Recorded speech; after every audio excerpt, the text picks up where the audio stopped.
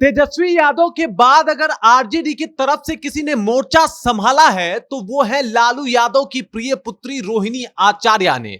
फिर वो चाहे सरकार और शासन का खुल के जम के विरोध करना हो या फिर योगी बाबा के नीतियों पे सवाल खड़े करने हो, हर जगह पे बहुत शानदार और बहुत जानदार काम करती हुए नजर आ रही हैं रोहिणी आचार्य।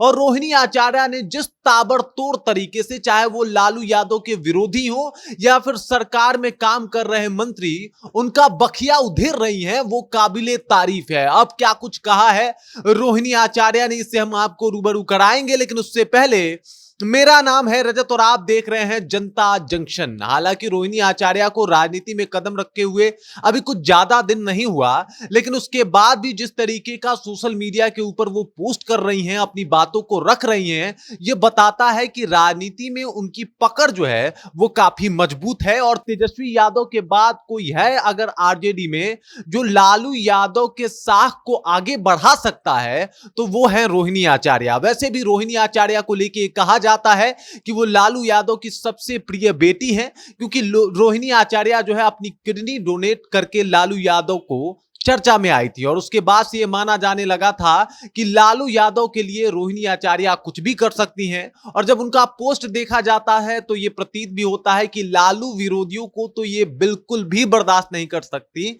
लालू यादव को भगवान बताती हैं।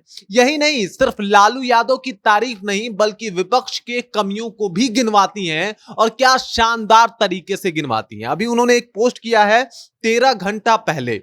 वो क्या है पोस्ट, उसको पढ़ के मैं आपको बता देता हूं। वो लिखती हैं कि भाई ये जो शासन व्यवस्था के ऊपर जो मीटिंग खेल रहे हैं नीतीश कुमार जी, वो उसका कोई मकसद नहीं है। क्या कुछ लिखा है मैं आपको बता दूं।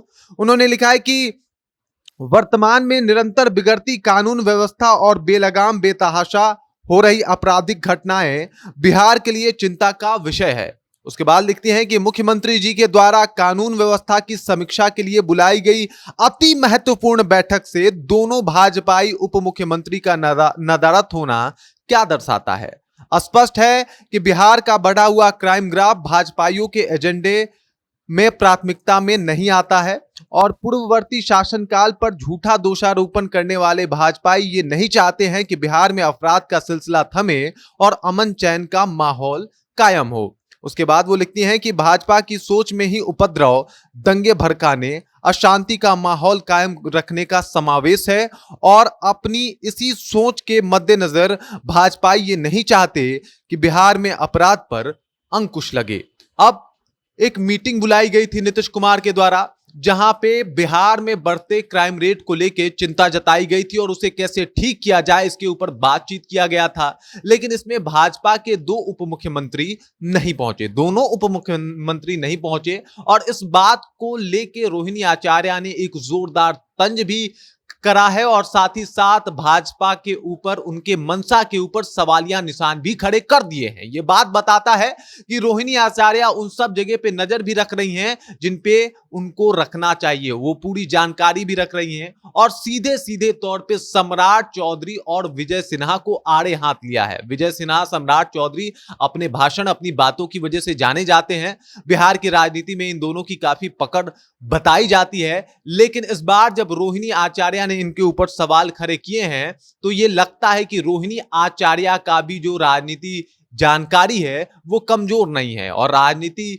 जो उनका एक तरीके से अब वो जो उन्होंने बनाया है एक परिवेश, वो भी बहुत शानदार है। वहीं अगर बात किया जाए तो रोहिणी आचार्य लगातार हावी हैं। इससे पहले भी वो योगी आदित्यनाथ को अपने एक सोशल मीडिया के पोस्ट के जरिए चिता रही थी कि उन्होंने जो ये एक नया नियम बनाया है कि जो भी कांवड़ यात्री कांवड़ लेके जाएंगे, आसपास जो दुकानें लगी होगी उसमें जो भी दुकानदार होंगे वो तख्ती पे अपना नाम लिखेंगे। और अब सीधे तौर पे उन्होंने दोनों उप मुख्यमंत्री को आड़े हाथ लिया है। बाकी इस खबर को लेके, इस जानकारी को लेके, और जिस तरीके से लालू यादव की प्रिय पुत्री रोहिणी आचार्य सोशल मीडिया के ऊपर एक्टिव हैं और एक्शन मोड में बैठी हुई हैं, इस बात को लेके आप क्या सोचते हैं कृपया कमेंट कीजिए और अपना विचार हम तक जरूर पहुंचाइएगा। बाकी आप देख रहे हैं जनता जंक्शन और मेरा नाम रजत है।